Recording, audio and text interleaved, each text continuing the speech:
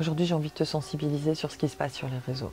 Alors les réseaux, c'est magnifique. Et quand je parle des réseaux, ce sont les sociaux, ce sont les plateformes sociales qui sont aujourd'hui ont pris beaucoup de place dans nos vies et qui sont chouettes au final. Elles sont une manière de pouvoir nous connecter avec des gens qu'on connaît pas, de voir des informations sur des choses qu'on aime et c'est très chouette. Mais ça amène aussi à un autre côté, qui est on est dans un monde où on n'a plus les humains en face de nous et on se permet de juger, critiquer, insulter, humilier les gens sans même les connaître. Si ça se trouve, ils nous ont même pas fait mal. C'est juste on les a vus passer, ça nous a fait chier. Alors j'ai envie de dire que ce comportement, il est normal.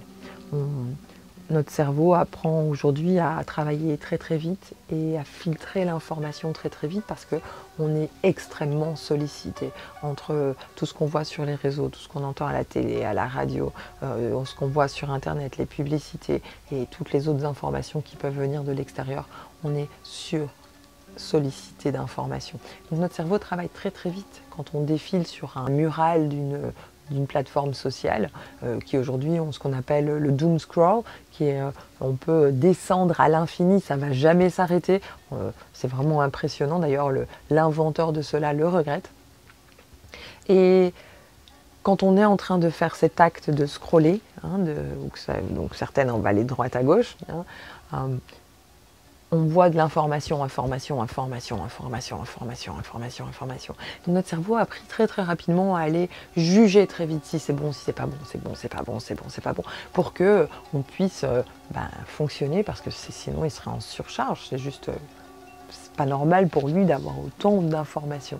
Qu'est-ce qui fait que quand on juge quelque chose qui n'est pas bon pour nous, qu'on n'aime pas, qu'on n'a pas envie, que c'est pas le moment, comment il se fait qu'un être humain, de cet acte, de cette pensée-là, va s'arrêter et va critiquer, insulter, juger, catégoriser, humilier la personne qu'il ne connaît pas?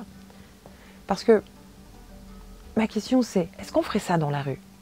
Est-ce qu'on irait dans la rue dire à quelqu'un j'aime pas que tu portes pas de soutien-gorge, j'aime pas tes cheveux, j'aime pas ce que tu viens de dire là, et qu'on irait l'insulter, on irait l'humilier? Très peu de nous feront ça, parce que quelque part, socialement, on aurait honte de le faire en fait. Alors pourquoi on s'autorise à le faire sur les réseaux? Pourquoi? Donc quelque chose ne nous plaise pas. Ok, fair enough. C'est normal. On ne peut pas plaire à tout et tout nous plaire. C'est normal, c'est naturel. Mais comment ça se fait qu'on va s'arrêter, donner de l'énergie, de notre temps, de notre attention à quelque chose qu'on n'aime pas? Et j'en parle parce que je vois de plus en plus de personnes se faire agresser sur les réseaux. J'ai été agressée sur les réseaux par d'autres femmes, et souvent des femmes qui sont un peu dans le même domaine, développement personnel. Alors, il y a un énorme paradoxe.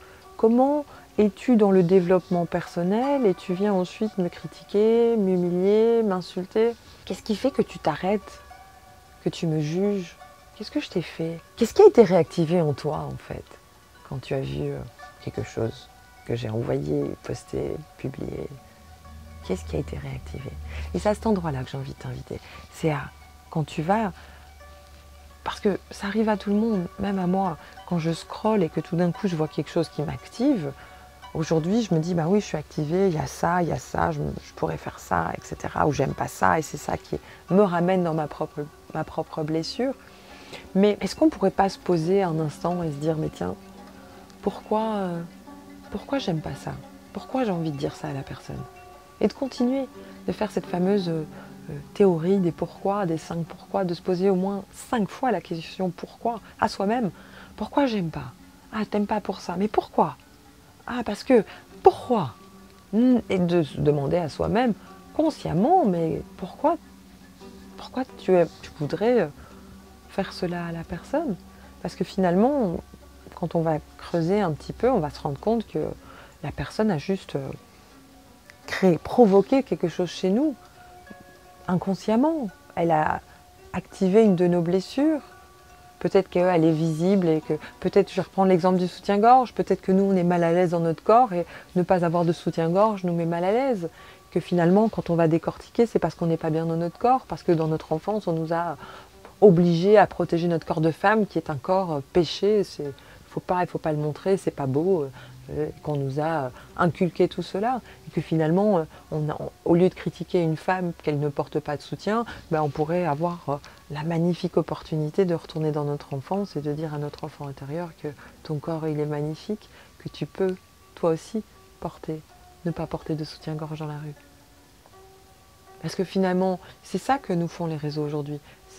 On s'autorise à faire des actes hyper rapides, hyper inconscients, sans même considérer l'autre être humain. Qu'est-ce que la personne a fait quand elle va se prendre quelque chose de blessant? Qu'est-ce qu'elle a fait? Ça serait pas le moment d'aller voir ta propre blessure?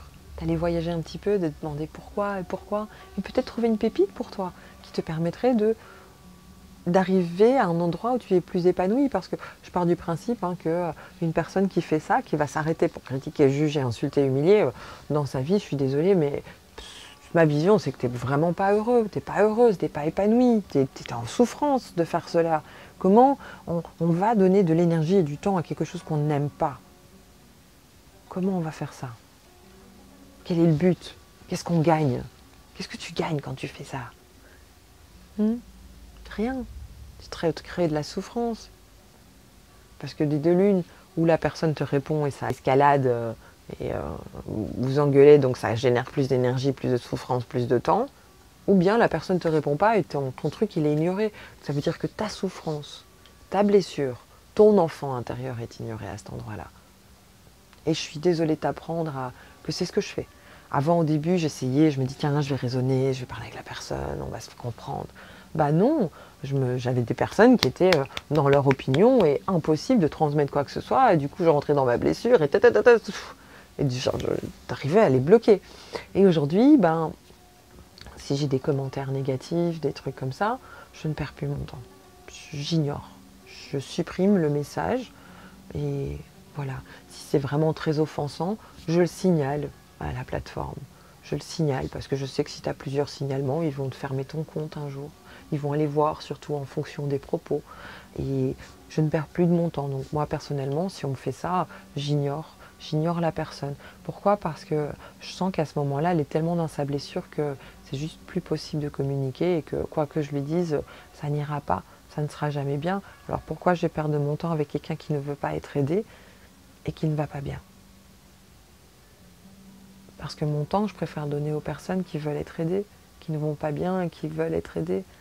Parce qu'elles, au moins, je sais qu'elles vont pouvoir transformer quelque chose. Et les personnes qui ne veulent pas être aidées et qui souffrent, la seule chose qui me reste, c'est de prier, d'espérer qu'un jour, elles vont s'en rendre compte et qu'un jour, elles vont changer. Et que quelqu'un sera là pour les aider. C'est pour ça que j'avais envie de faire cette vidéo, parce que j'ai eu beaucoup d'agressions sur les réseaux, mais je vois aussi tellement de gens être agressés, des mineurs, des jeunes femmes, de tout. Alors pourquoi on va perdre notre temps? On n'a qu'une seule vie. Est-ce qu'on a vraiment envie d'arriver à la fin de notre vie et dire « Ouais, moi j'ai passé 15 jours à agresser tout le monde ». Ben non, à la fin de notre vie, c'est pas ça qui est là. À la fin de notre vie, on va regretter d'avoir perdu ce temps qu'on aurait pu nous donner à nous-mêmes, aux gens qu'on aime. Donc la prochaine fois que tu as envie de juger, de critiquer quelqu'un, de vraiment lui faire savoir, demande-toi s'il n'y a pas plus important dans ta vie. Et si tu défiles et que tu sens ce jugement, demande-toi pourquoi tu as envie de faire ça. Essaie de remonter à ta blessure à toi et à trouver ce diamant qui est en toi, car il y a un diamant en toi, tu es un diamant, quoi qu'on t'ait dit. J'espère que cette vidéo t'a apporté quelque chose, fais-le moi savoir en commentaire. Je t'embrasse.